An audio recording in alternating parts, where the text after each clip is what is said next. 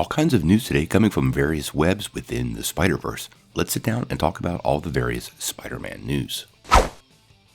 Hey guys, thanks for tuning in to Comic Book Nostalgia. I'm CB Nostalgia, and we got a big update on various Spider-Man properties. But we wanted to remind everybody, if you're looking for a place for all your comic book news, rumors, and reviews, all while looking for what's best and positive in the characters we love, make sure you hit that like button and press subscribe. Well, we got a little bit of a deluge of various Spider-Man news stories today. Now, as you know, we're working really hard to focus on positive news here, and some of these involve some dates moving around. But I decided to carry this story because I thought it was an implication of something that could be very good. Now, first we'll start off with some obvious news. Spider-Man 3, which Tom Holland had said is set to start production in July, is going to be delayed. Now, I don't think anybody is really surprised by this news at all, and I don't really consider it bad. Delayed means it's still going to happen. It doesn't mean canceled, and there isn't some sort of blank answer, which means nobody knows. So this one we really shouldn't be surprised or sad about. It was pretty apparent. The second bit of Spider-Verse news involves Morbius. Now, this one made me a little bit sad, but this is where we'll get to the good news in a little bit. Morbius has been moved from its July release date to March 19th, 2021, just under a year from today, which I find to be a little bit of a bummer because I wanted to see the film, but we'll circle back around. The final bit of news is clearly good news, and it's around the upcoming Venom sequel, Venom 2.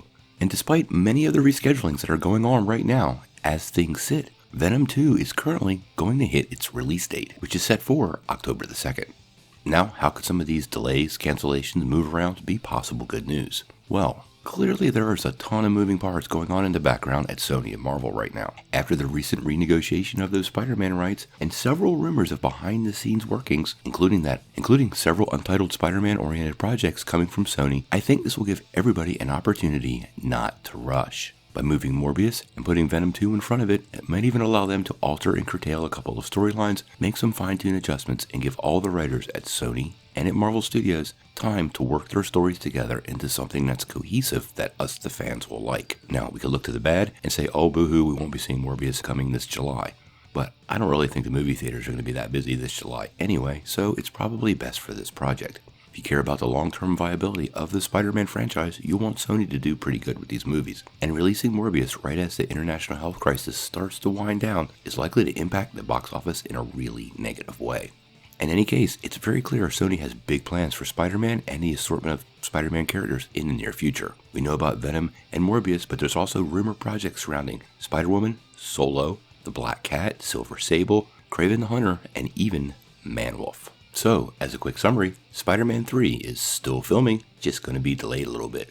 We're not going to get Morbius until next March on the 19th, and Venom 2 should be coming our way as scheduled.